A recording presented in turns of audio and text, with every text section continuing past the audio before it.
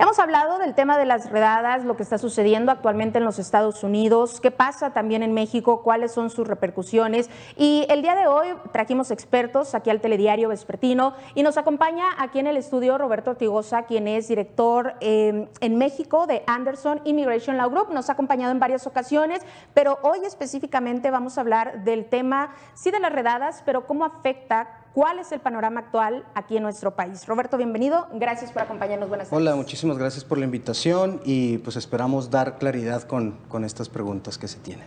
Pues efectivamente, iniciando por lo primero, ¿cuál es el panorama actual que vemos aquí en México después de todo el movimiento migratorio que se vive en los Estados Unidos? ¿Ha notado alguna diferencia, repercusiones? Bueno, hablando estrictamente de México, con todo este movimiento que se está dando en esta nueva administración del presidente Trump, vámonos a los datos duros. Hablamos de que en el mismo periodo de enero a junio del 2024, en la administración de Biden, hablábamos de alrededor de 80,000 deportados mexicanos. Ahorita, al mismo mes, 2025, estamos hablando de alrededor de 56,000 a 58,000. Entonces, vemos un 30-35% de diferencia entre una administración y otra. ¿Sí? ¿Qué es lo que preocupa? Bueno, pues que se está haciendo muy mediático, está siendo mucho más invasivo el tema de los modos y las formas del presidente de los Estados Unidos.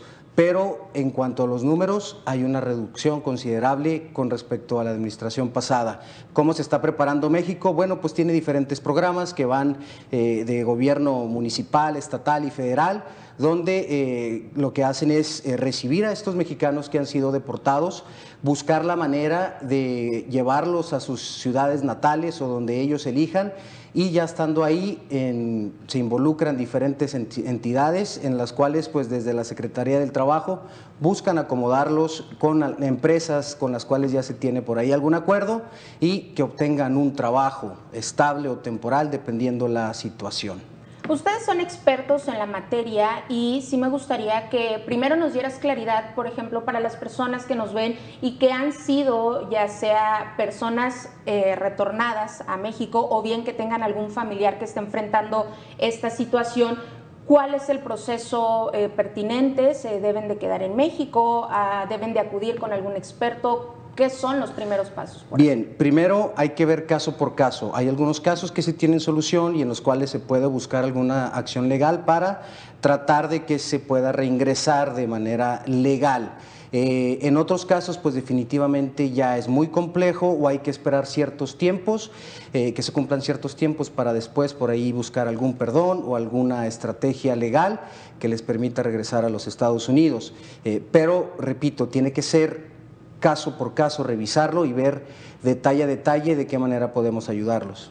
Por ejemplo, aquí en Ciudad Juárez específicamente tenemos actualmente un programa que viene del gobierno federal. Tenemos instaladas carpas, tienen capacidad para más de 2,000 personas, 2,500. La ocupación es mínima, se tiene 40 personas diarias, según las estimaciones que nos han dado las autoridades, pero como estamos viendo todo el movimiento que hay en Estados Unidos, este tema de las redadas, deportaciones que se busca hacer diariamente un gran número de personas expulsadas del país, podríamos quizá el día de mañana tener un número muy grande de personas repatriadas y que lleguen a esta ciudad fronteriza, pero ¿consideras que estamos preparados como frontera para dar asesoría migratoria, legal a tantas personas? Porque en estas carpas, por ejemplo, tenemos 2, 3 personas que brindan asesoría a estos 40 migrantes que llegan, que son retornados, pero en caso de aumentar el número, ¿hay la capacidad? Bien, muy buena pregunta. Importante considerar qué tantos despachos o firmas realmente se especializan en este tipo de procesos migratorios. Hablando de capacidad, desconozco cuántos despachos tengan el número suficiente y la expertise para darle seguimiento a esto. Con respecto al tema de gobierno, hemos visto un accionar importante de los 3 niveles de gobierno. Bien mencionas el tema de estas carpas, estos espacios donde pues se pueden recibir estos migrantes. La cantidad, superar los 2,500 puede pasar, sí. Mencioné ahorita el tema de los indicadores de estos números, que pues había una reducción de un 30% con respecto al año anterior, pero estos modos y formas que está tomando ahora el gobierno puede generar que sean más de 2,500.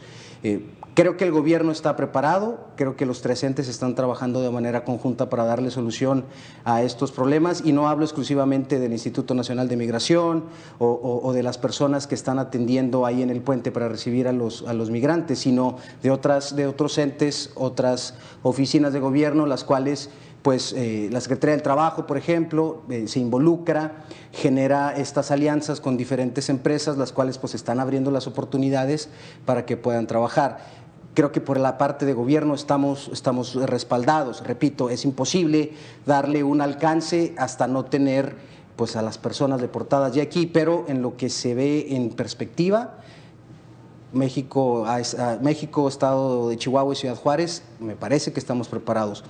Con respecto a los especialistas, habría que ver cuántos despachos tienen esta expertise para dar la asesoría migratoria a estos deportados. ¿Pero crees que pueda pasar? Es decir, vemos estos movimientos que se ven muy abruptos. Nosotros vemos las imágenes, las compartimos en pantalla y vemos cómo personas en diferentes condiciones, en diferentes áreas de trabajo, son capturados prácticamente por autoridades del ICE, de migración, etcétera. Y vemos estas imágenes terribles, pero ¿crees que esto llegue a sobrepasar el número? Vemos 2, 3 casos de videos diarios que se hacen virales a través de redes sociales, pero ¿realmente consideras que se llegue a tener un número muy grande de deportaciones, vaya, que luego vengan a dar aquí a territorio nacional, pero por esta frontera de Juárez, porque no somos la única frontera con Estados Unidos? Sí, así es. Puede llegar a pasar. Sí, puede llegar a pasar. Aquí la situación es que no tenemos una línea marcada con respecto a cómo viene operando el gobierno. No ha sido claro, y aparte ha sido muy volátil, muy polarizado. De un día a otro cambian ciertas posturas. Hablábamos en un principio, lo comentabas tú en las notas anteriores, que el tema de que sí iba a tener una consideración con respecto a ciertas personas que apoyaran en ciertos campos de trabajo. Pues sí, lo mencionaron, pero a lo mejor el día de mañana dicen que no. ¿Qué tan cierto es esto que se tuvo en un principio? ¿Sí lo están ejerciendo o no están respetando a estas personas que comprueben que están laborando en ciertos espacios? Eso complica bastante el generar o el dar una estimación de si podemos superar estos números de los 2.500. Repito, si nos vamos a los datos duros, tenemos un 30% menos en comparación de lo que se ha deportado en la administración de Biden en el 2024, pero eso es hasta junio. Todo este impacto y nuevos modos y formas que tiene la administración, pues las empezaron a ejercer a principios de este mes. Claro. Es difícil dar un estimado, pero de que puede pasar, claro que puede pasar. Y por ejemplo, ustedes como grupo experto en temas migratorios, han recibido, por ejemplo, el Estado de Puebla, ellos enviaron a un número importante de abogados de migración para apoyar a connacionales que actualmente viven procesos en Estados Unidos. Ustedes sabemos tienen presencia como firma en México, también en Estados Unidos, pero ¿les ha llegado algún tipo de solicitud o estarían dispuestos a apoyar, vaya, connacionales si es que se llega a salir de control pues el número de solicitudes? Sí, claro. Por lo pronto no hemos recibido ningún contacto ni ninguna llamada de parte de gobierno, pero obviamente la firma es empática con la situación, la firma es agradecida con el tema de cómo nos ha recibido Ciudad Juárez, Chihuahua, la Ciudad de México, y claro que nos vamos a involucrar. Sería platicarlo con las entidades de gobierno que le competa esta situación y podemos negociarlo. Repito, la intención es ser empático con la situación de estos connacionales que están pasando ahorita por escenarios bastante dantescos. ¿Y consideras que son legales? O sea, que están en el marco de la ley estas detenciones, las que se han dado específicamente en el tema de las redadas, ¿consideras que están dentro del margen de la ley en los Estados Unidos? Me parece que sería muy ambiguo decir cuáles sí, cuáles no. Son demasiadas, hay diferentes modos y formas. Hemos visto algunos agentes del ICE que son secundados por administraciones locales, tanto de las ciudades como de los estados. Hay otras donde no. Entonces, decir que si son legales o son ilegales, pues también depende de cada caso o de cada ciudad. Si son, por ejemplo, arrestados, perdón que te interrumpa, en casa, en sus lugares de trabajo, obviamente todo debería de ser o bueno, todo se analiza ya conforme a dónde sucedió Exactamente. este arresto. ¿Cuál es el proceso que se llevó hasta obtener la detención? Si estás en tu casa, van y te molestan sin una orden de un juez, pues estamos hablando de algo que no va conforme a la ley. Si te agarran a media calle o manejando porque te pasaste un alto y te piden tus documentos de tu estatus migratorio y no los tienes, pues obviamente tienen el argumento suficiente para generar el arresto y posiblemente deportarte. Repito, es de cada caso, en su mayoría, creo yo que van a estar dentro del marco de la ley. Habrá otros tantos, los cuales no, esos habrá que buscar la manera de debatirlos y frente a una corte, pues pelearlos. Por ejemplo, ustedes, ¿cuál es la recomendación que en estos momentos le brindan? Nosotros, bueno, esta señal está así aquí en Ciudad Juárez, pero sabemos que muchas personas del Paso, Texas, en este momento también nos sintonizan en diferentes municipios y pues existe este sentimiento de miedo, de temor o de incertidumbre de ¿y si no voy a mi trabajo porque no sé qué es lo que va a pasar? ¿Ustedes qué le recomiendan a las personas que no tienen pues un estatus migratorio legal actualmente en Estados Unidos, pero que tienen un trabajo, que tienen que salir a buscar el sustento diario independientemente pues de su situación migratoria en el vecino país? Sí, primero que nada informarse por las vías que son las correctas. Sí, el tema ahorita de explosión de redes sociales donde te genera mucha información que de pronto las notas las sacan de contexto o la información no es la correcta. Entonces, ¿cuáles son los medios pertinentes para informarte al respecto?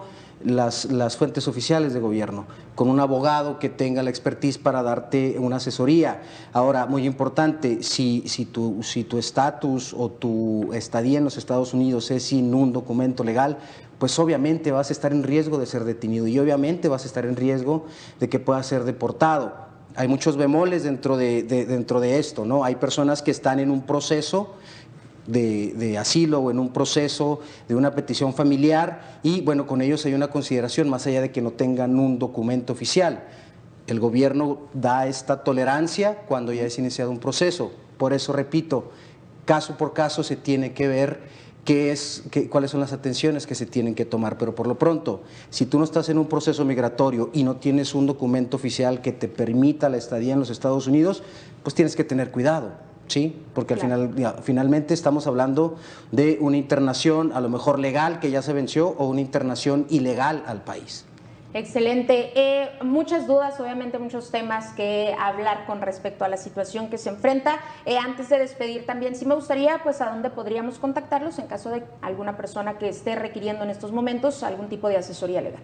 Sí, muy bien. Nosotros tenemos oficinas en El Paso, Texas, en la calle El Paso Street, número 213, y aquí en el complejo campestre de oficinas, por ahí en la Tomás Fernández, lo va a identificar fácilmente, son 2 edificios de cristal. El más pequeño en el segundo piso, ahí puede localizarnos. También en nuestras páginas de Anderson Immigration Law Group, ahí puede solicitar información para que se le dé alguna asesoría con respecto a cualquiera de sus casos. Ahorita estamos hablando del tema de procesos y detenciones y deportaciones, pero hay otros casos en los cuales los podemos ayudar, visas de negocio, visas de inversionista, visas de trabajo.